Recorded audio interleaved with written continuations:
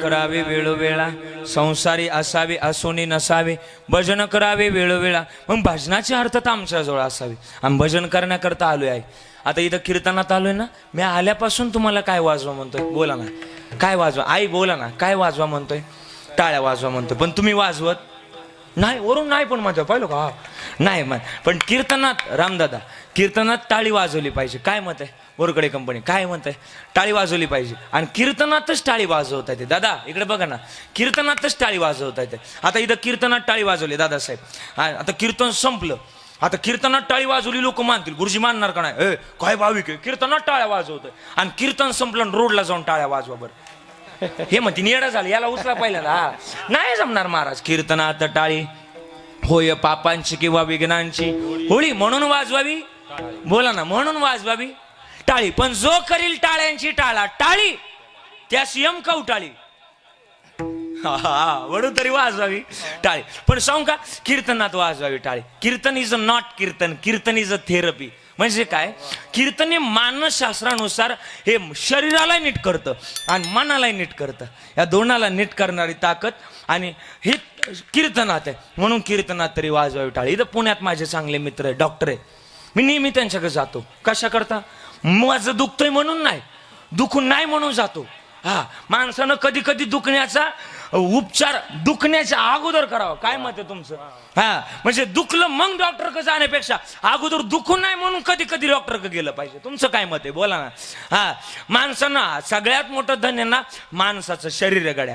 माणसाला शास्त्रानं सांगितलंय, तुमच्याजवळ लाख पैसा असू द्या, पण तुमच्याजवळ शरीरच नसेल तर पैसा काय जाळायचा आहे का?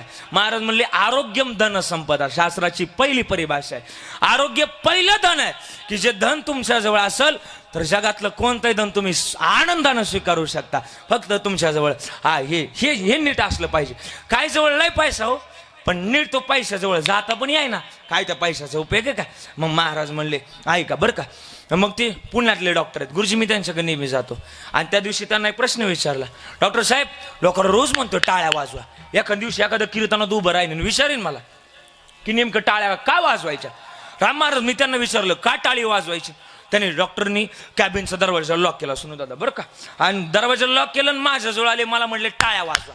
दादा मी टाळी वाजवली, 3 मिनिटं टाळ्या वाजवून घेतल्या माझ्याकडून, मी वाजवली, न लाज बाळगता टाळ्या वाजवल्या. आणि एवढ्या भागाला विचारलं काय झालं?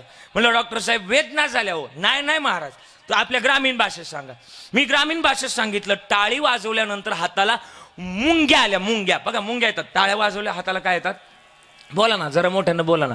काय येतात हाताला? मुंग्या येतात. म्हणजे हा भ्रम काढून टाकायचा की मुंग्या फक्त 90 रुपयांनीच येतात.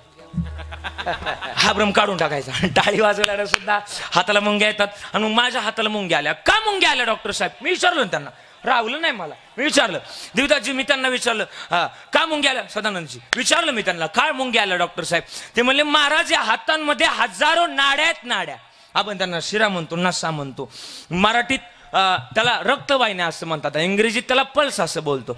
या पल्सकडे देवाने ताकद दिली आहे. पांडुरंगानं काय ताकद दिली माहिती? जो कोणी विठ्ठल नामात टाळी वाजवल त्याच्या संपूर्ण शरीरातलं रक्त शुद्ध करण्याचं काम या हातातल्या टाळ्या, हातातल्या नाड्यांक दिलंय. सांगतो ना, आता वाजवणार आहे तुम्ही, मला माहिती. हा, हातातल्या नाड्यांक दिलंय. आणि ज्या वेळेस आपण विठ्ठल नामात टाळी वाजवतो त्यावेळेस आपल्या शरीरातल्या रक्ताच्या गाठी निवारण्याचं काम या हातातल्या नाड्या करतात, ही टाळी करते. आणि ज्या वेळेस टाळी वाजवतो त्यावेळेस आपलं रक्त शुद्ध होतं. आणि रक्त शुद्ध झालेल्या माणसाला कधीच हृदयविकाराचा झटका येत नाही. म्हणून विठ्ठल नामात टाळी वाजवली पाहिजे, हा फायदा आहे.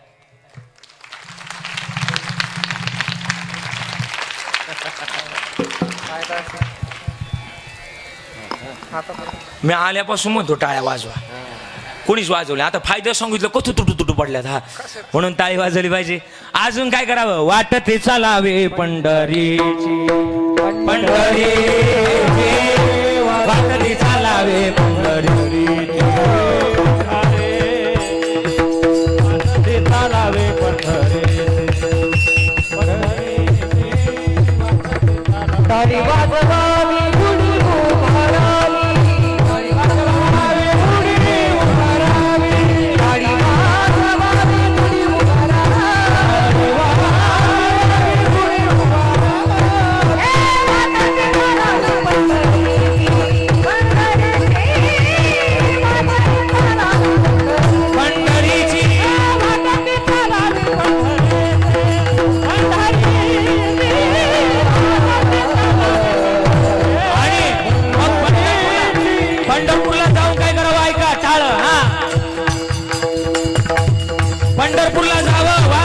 पंढरपुराला बी पंढरीचे, पण पंढरपूरला गेल्यावर काय करावं? लुटा लुटा पंढरपूर, लुटा लुटा लुटा पंढरपूर, धरा रखुमाईचा भार, धरा रखुमाईचा भार, वेढारे वेढारे वेढारे, वेढारे वेढारे वेढारे,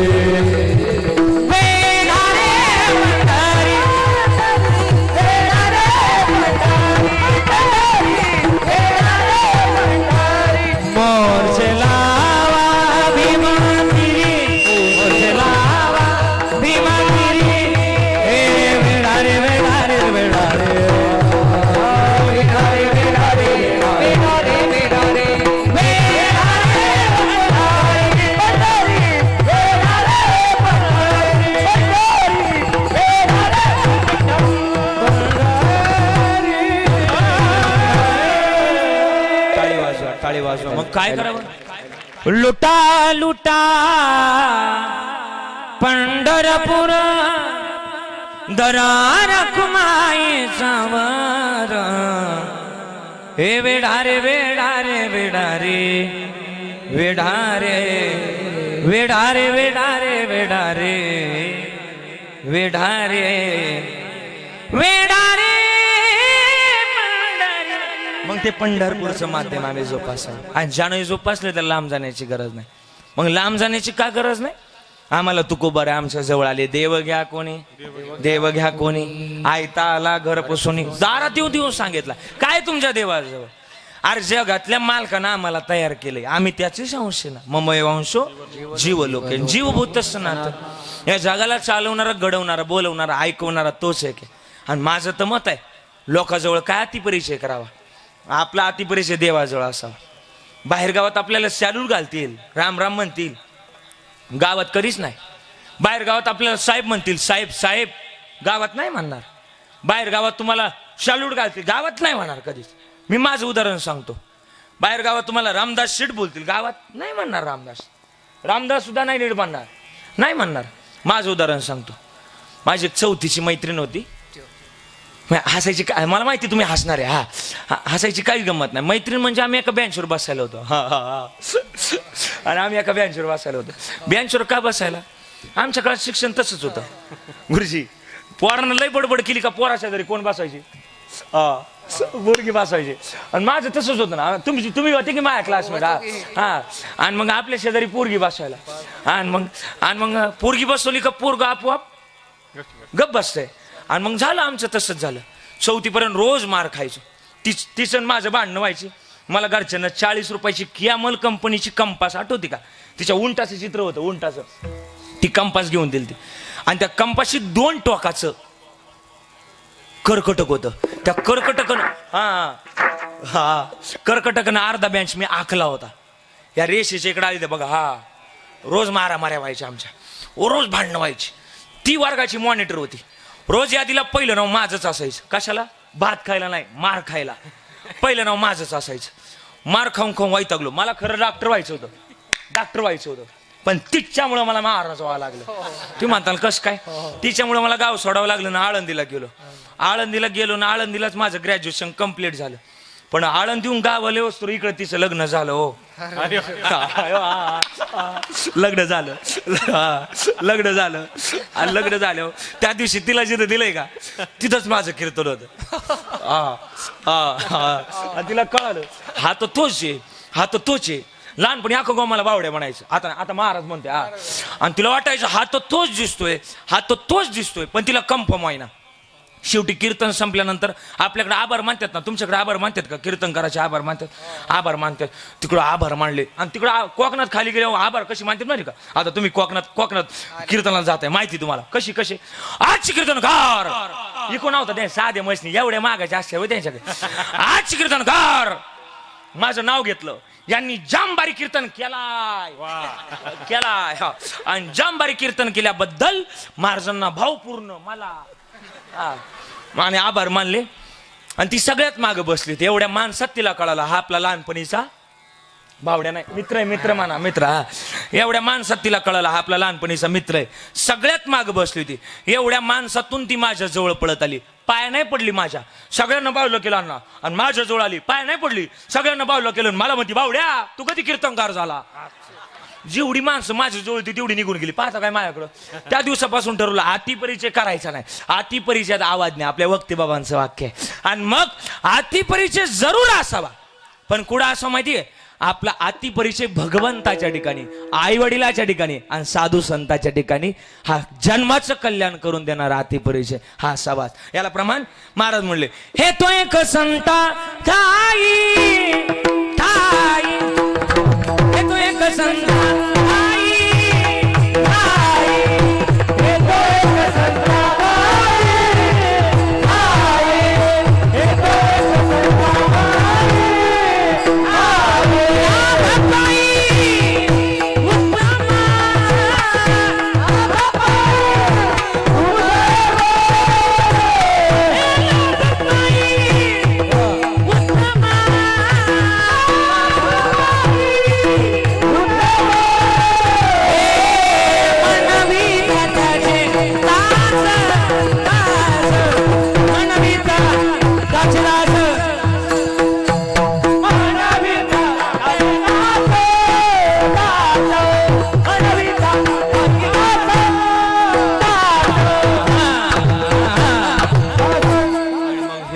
संता ठाई लाभ पायी उत्तम. हा लाभ आहे. आणि मग संताजवळ गेलं का संत सांगतात गड्या, त्यांना मिळवा, त्यांना प्राप्त करा. काय मी उद्धार पावेन, काय कृपा करेल नारायण, ऐसे तुम्ही सांगा संत जन, करा समाधान चित्त माझे. उद्धाराची आज संताजवळ आहे. आणि मग संत म्हणतात त्याला मिळवल. कधी मिळवल ही आस मला लागली. आणि म्हणून तुकोबारायकडे सगळी लोक गेली. तुकोबाराय 11:15 वाजता तुकाराम महाराजांकडे सगळी लोक गेली. तुकाराम महाराज जरा बोला, तुम्हाला एक सांगायचं.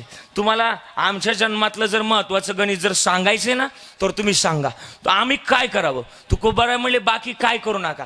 तुमच्या एक वेळ मला पाया पडायची वेळ आली तरी चालल, पण तुम्ही काय करा माहिती का? अभंगाचं पहिलं चरण पाया विनवितो तुम्हाला, लागोनिया पाया विनवितो तुम्हाला, हो लागोनिया पाया विनवितो तुम्हाला, लागोनिया पाया विनवितो तुम्हाला.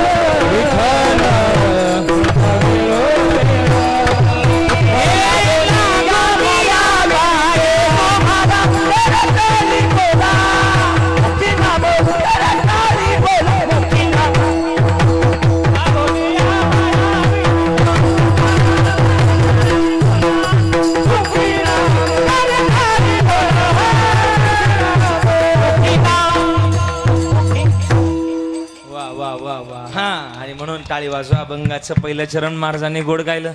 लागून या पाया विनवितो तुम्हाला मॉनिटर देऊन सांगितलं जन्मातली सगळ्यात मोठी भूमिका त्याच्या नामात आहे, त्याच्या टाळीत आहे. आणि मग करे टाळी बोला मुखी नाम. करे टाळी, टाळी या शब्दाकडे मी पहिल्यांदाच फोकस केलं. मग आता नाम, नाम किती मोठं आहे. महाराज म्हणले ज्ञानदेव पुसे निवृत्तीशी चाड गगनाहुनी वाढ नाम आहे. मग नामचिंतनाचा फायदा एवढा आगाध आहे. ज्ञानोबारायचं म्हणणं आहे आपल्या म्हणण्याला काय गोळी मारता, पण ज्ञानोबारायच्या म्हणण्याला थोडंसं फोकस करा. ज्ञानोबाराय म्हणतात जर नामस्मरण केलं त्याची नय्या कधीच कुणीच कसंच बुडू शकत नाही. ज्ञानोबारायचं म्हणणं आहे. हरिपाठात ज्ञानोबारायांनी सांगितलंय.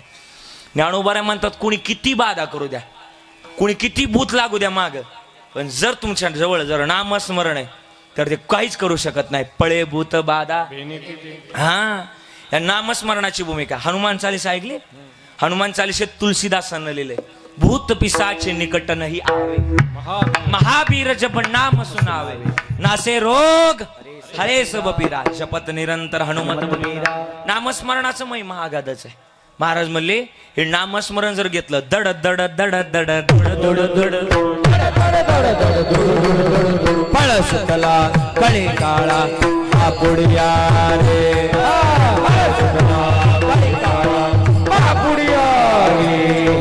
दड दड दड दुड दुड दुड दड दड दड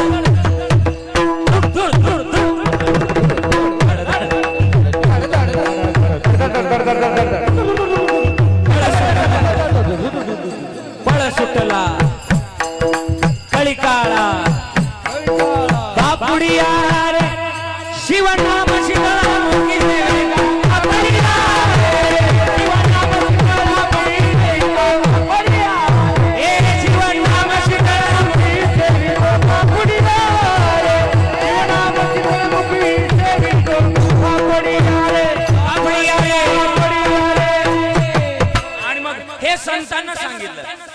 संतांना सांगितलं तर या गोष्टीचं अनुकरण आपण केलं पाहिजे. एक शेवटचा प्रसंग आहे, ऐकत चला. मग काय नामस्मरणाची भूमिका. नामस्मरण हे शुद्धतेचं असावं. आणि संतांनी आपल्याला ओरडून सांगितलं ना बाबा घ्या घ्या घ्या घ्या रे होऊ नका राहणं बरी. मग संतांनी आपल्याला जाग करण्याचा प्रयत्न केलाय. पाया पडले तुकोबार आहे, पण आपला एवढा अधिकार नाही की तुकोबारांनी आपल्या पाया पडावं. आणि मग पाया पडतात ना तुकोबार आहे का पाया पडतात, संत जाग करण्याकरता येतात. जाग करण्याकरता एका गावात आहे ना असंच आपलं काय गाव ढासाळा गावासारखं गाव.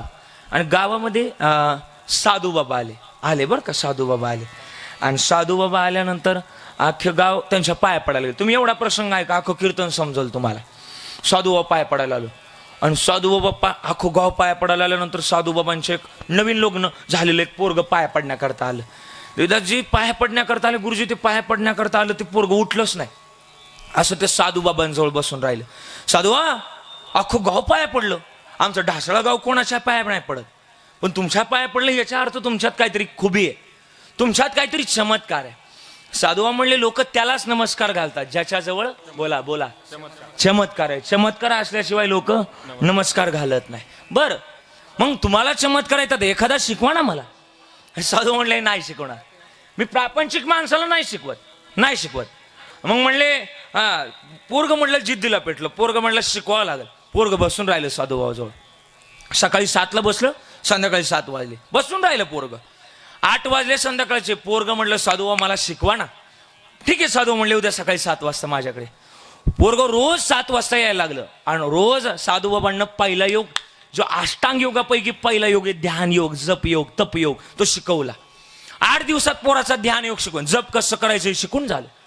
9व्या दिवशी पोरग साधूबाबा जवळ आलं. साधूबा माझा पहिला योग शिकून झालाय, पण मला आता अजून एक गोष्टीचं शिकायचंय, पण त्याच्या अगोदर एक माझा प्रश्न आहे. साधूबा राग नका येऊ देऊ, पण माझा प्रश्न जरा अवघड आहे. काय अवघड आहे म्हणले साधूबा. पोरग म्हटलं साधूबा तुम्ही लग्न का नाही केलं. कोणाला म्हणलं पोरग. साधूला म्हटलं. साधू म्हणले नाही केलं. साधूबा लग्न करायला पाहिजे होतं. आयशा लाभा जो चुकला का म्हणे वाया गेला. साधू म्हणले उलट कोटाळ होती चिमटा. नाही गेलं लग्न निमडा गॉर्जस नाही गेलं लग्न. आणि नाही गेलं लग्न. आणि बघ नाही गेलं. ते साधूबाबांचे शब्द होते परभणीच्या. आणि मग साधूबाबा आपलं तिकडचे साधूबाबांचे. आणि मग साधू म्हणले नाही गेलं लग्न. नाही केलं लग्न. पोरग म्हणलं साधू लग्न करायला पाहिजे होतं. माझ्या घरचे मला लय जीव लावतात. थोडं मॉनिटर देऊन सांगितलं, माझ्या घरचे मला लय जीव लावतात असं. आणि मग ठीक आहे म्हणले. साधू म्हणले मी तुला 8 दिवस काय शिकवलंय? पोरग म्हणलं ध्यान कसं करायचं शिकवलंय, तप कसं करायचं, जप कसं करायचं शिकवलंय. मग आता एक काम करणार, घरी जा. गुरुजी त्याला घरी पाठवलं आणि घरी जा म्हणले ध्यान लाव, आज रात्री जेव झोप, सकाळी उठ. कितला उठतो म्हणले रोज म्हणले मी 6:30ला उठतो. उद्या 6लाच उठायचं, अलाराम लावायचा. त्या अलारामची सुद्धा विशेष गंमत आहे दर का देवीदाची. अलारामची काय गंमत आहे सदानंदजी? अलाराम तो उठतो राम. नाही कळालं? भाषा जरा 5G ज्याला कळल त्याला कळल. अलाराम तर यशातला उठतो राम, आलाच नाही राम, गेला हा राम, सर्वागटी राम. असं फिट बसलं पाहिजे. कीर्तनकर असं पाहिजे, उखळा टाकला का मुसळातून बाहेर निघला पाहिजे, पण निघला पाहिजे. आणि मग अलाराम लावला. म्हणले किती वाजता उठतो? 6 वाजता. 6:30 वाजता 6चा अलाराम लाव. पोरग म्हणलं जातो घरी. पण म्हणले अलाराम लावून काय करायचं? ध्यान लावायचं. ध्यान लावायचं. मला पाहिजे कोण किती तुझं आहे. आणि मग पोरग म्हणलं मी जर ध्यान लावलं, ध्यानात गेलेला मनुष्य 5 तास बाहेर येत नाही. मी जर ध्यानात गेलो तर मी 5 तास बाहेर येणार नाही. त्या 5 तासात घरात काय होईल हे तुम्हालाही सांगता येणार नाही आणि मलाही सांगता येणार नाही. घरची लोक माझी अंत्ययात्रा काढतील. कारण की का? शुद्धीवर राहत नाही ध्यानात गेलेला माणूस. साधू म्हणले तेच तर आपल्याला पाहिजे. तू जाय घरी. पोराला पाठवलं. 11ला 8 मिनिटं कमी असताना पोराला घरी पाठवलं. नाही कळालं, जाऊ द्या. वर्ग गेलं घरी आणि घरी गेलं, ध्यान लावलं, अलाराम लावला, ध्यान लावलं. 6:30 आपलं 6ला उठलं, ध्यान लावलं. 6:30 वाजले, 7 वाजले. पोरग काय 7 वाजले. पोरग काय उठे ना. बायको 3 वेळा उठायला आली त्या 1 तासात. पण पोरग काय ते काय उठे ना. ते बायकोला वाटलं गेलं, पण पोर ती गेलेलं नव्हतं. त्यानं काय लावलं होतं? बोला ना. त्यानं ध्यान लावलं होतं. सगळ्या पाहुणे रावळ्यांना फोन गेले, गावातल्या भजनी मंडळाला सुद्धा फोन गेले. भजनी मंडळ टाळफाकवास घेऊन आलं, आम्ही जातो. असू द्या. आणि अभंग चालू झाले. सगळ्या गावाला फोन गेले. सगळे जमा झाले. 8 वाजले, 9 वाजले, 10 वाजले, 11ला काही मिनिटं बाकी होते. पण तेवढ्यात साधू बाबा आले. सगळ्या लोकांनी वाट दिली. साधू बाबा आले, काहीतरी चमत्कार होणार, लावा ताकद, हॅशटॅग सोडा जागा. आणि मग जागा सोडली. आणि मग जागा सोडली. जागा होती ती, काही ना नंतर कळल. आणि जागा अशी सोडली की जागा इंस्टाग्रामची होती ती. आणि मग ती जागा सोडल्यानंतर आणि मग लावा ताकद. आणि मग जागा सगळे बाजूला झाले. साधू बाबा पोराजवळ आले. आणि पोराजवळ आले, सगळ्यांनी बाजूला गेले. पोराचा हात हातात घेतला साधू बाबांना. जुन्या काळात माणूस गेलाय का नाही कशाने ओळखायचे? हाताच्या नाडीवून ओळखायचे. साधू बाबा पोराजवळ आले, हात हातात घेतला, नाडी जोरात दाबली. कानाजवळ गेले, म्हणले उठू नको. कानात जाऊन सांगितलं, पोराला जाग केलं. म्हणले उठू नको, पिक्चर आभी तू झोपून राह. आता फक्त काय होती तेवढं ऐकत राह. पोराला जाग केलं आणि आता म्हणले ऐकत राह. पोराला जाग केलं, डोळे बंद ठेवले. ऐका रे, हे पोरगा जिवंत होईल, पण एक आठ आहे. म्हणले काय आठ आहे? साधू म्हणले माझ्या काही आठ आहे. म्हणले माझ्या खिशात एक पुडी आहे आणि पुडीत एक औषध आहे. जो ते औषध घेईल तो मरल आणि पोरग बोला ना जिवंत होईल. जेवढे पाहुणे रावळे शेजारी बसले होते का तेवढे बाहेर पळायला लागले. म्हणले बाहेर कोण कोण आले पाहुणे होतो. बाहेर पळायला लागले. राहिले घरातले. घरातल्या आजीला रडत होती. यामाचे काय डोळे गेले का काय? त्याला न्यायला अगोदर मला न्यायचं. त्याची काही चिठ्ठी हरवली का काय? त्याला न्यायच्या अगोदर मला न्यायचं. आजी रडायची, बायको सुद्धा रडत होती. साधू म्हणले हो तू झोपून राह. साधू उठले, आजीपाशी आले. आजी रडू नको, ही पुडी तू घे, औषध तू घे आणि तू मरशील आणि तुझा नातू जिवंत होईल. आजीनं डोळं पुसलं. आजी म्हणली जोगड्या, अजून मी कडकडा हरभर फोडी ते मला म्हणतो औषध घेणार नाही. आजीनं घेतलं नाही औषध. पाहता काय माझ्याकडं? आजीनं औषध नाही घेतलं. आणि मग बायकोकडे गेले. बायकोला म्हणले तुम्ही औषध घ्या. बायकोला औषध घ्या म्हटल्यानंतर बायको म्हणली दुसरा करील. पण औषध घेणार नाही. कुणीच औषध घ्यायला. साधू म्हणले कोणीच औषध घेत नाही. भजनी मंडळात गेले. आहे का कोणी तयार? इच्छुक आहे का? भजनी मंडळ म्हणलं आम्ही गेलो. आमच्या गावात कोणी भजन करायला हाय वय नाही. कोणीच डासळ्यातलं कोणी तयार व्हायना. मग कोणी तयार व्हायना. साधू म्हणले कोणीच तयार नाही होत. मी औषध घेणार. साधू बाबा औषध घेणार म्हटल्यानंतर पोरांनी फटाकडेच फोडले, खाली फट वाजलं कर फुट्टो वाजलं असं, हा फटाकडे फोडले. आणि मग फटाकडे फोडल्यानंतर आनंद झाला. साधू म्हणले औषध घेणार मी, म्हणले पण कोल्ड नाही घेणार, ठसका लागून मरण म्हटले. तुम्हाला नाही कळालं मी काय बोलतो ते? कोरडं नाही घेणार म्हणले, मरण म्हटले मी, ठसका लागून. त्या दिवशी जीव द्यायला चालला होता आणि कंदील घेऊन चालला होता. कुठं चालला? जीव द्यायला. कंदील काय लागतो? ही चुकाट्याचं आपलं नाही म्हणून राहू द्यावा, मग जीव द्यायला कायला चाललाय? हा. आणि साधू म्हणले दूध बोलवा. दूध बोलवलं आणि दूध बोलवलं. Tell me. हा, दूध बोलवलं आणि दुधामध्ये ते साधू बाबानं पुडी काढली. ते पुडीतलं औषध दुधामध्ये टाकलं. ते औषध नव्हतं, ती होती पिठी साखर दुधात टाकली. पण ते हलवण्याकरता काय लागतं? तुम्ही बोला ना, जरा मोठ्यानं बोला ना. चमचा लागतोच. तुम्हाला नाही कळालं? हल्ली चमच्याशिवाय कार्य पूर्णत्वाला जातच नाही. चमचा पाहिजेच. कशाला? दूध हलवलं, ढवळलं आणि साधू बाबानं दूध पिले. लोकांचं लक्ष पोरग कधी उठतं याच्याकडे नव्हतं. आम्हालाच मारा तुम्ही. हा. आणि साधू काय मारा ना. पोरं म्हणले काहीतरी गोळ झाला. म्हणले मग काय झालं? साधू म्हणले का पोरं म्हणली साधूला का उठे ना. मग साधू म्हणले त्याला हाक मारले, ए दादा उठ.